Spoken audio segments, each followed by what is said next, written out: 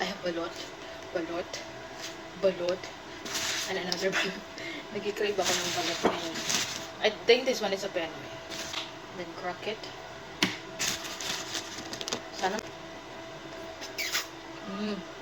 I miss talaga nitong balot ay. Kanamit kid. Oh.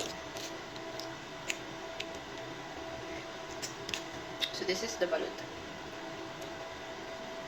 Ito yung, this is the, naputol yung baby. But, I'm not gonna eat the baby. Look at that. It's the baby duck. Ang sarap. Gusto ko sarang ngayon.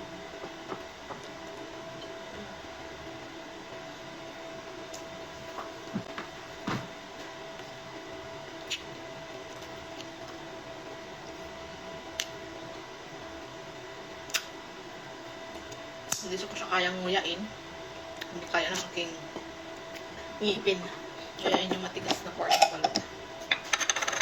So, I have here, uyak, bagoong.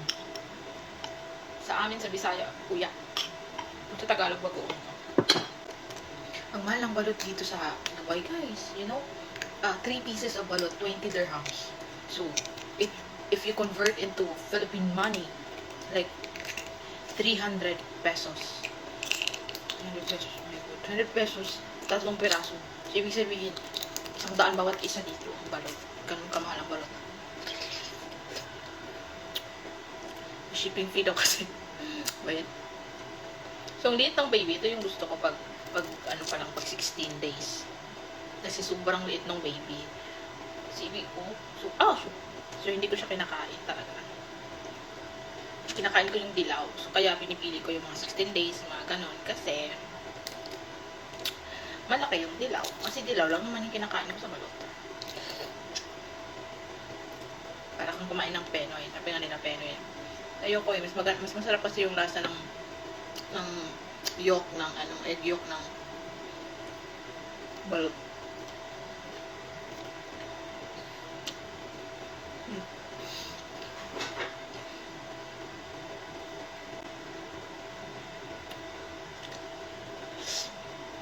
So, parang 14 days pa lang yun.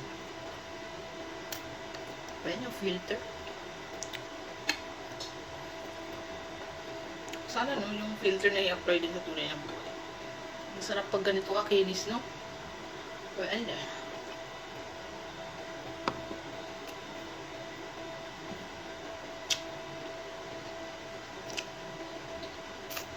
ito yung puti.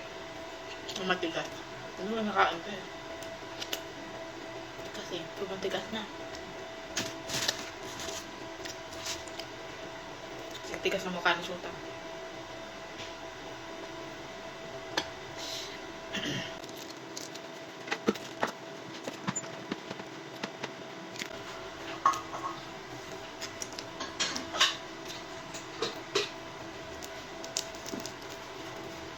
Gusto ko siya kasi. Maliit ang sisiw niya. It's like very baby. Oh, look at that. It's very small sisiu. The baby. The baby is here like that. Only it. Pero hindi ko siya kinakain. Kasi may dugo siya.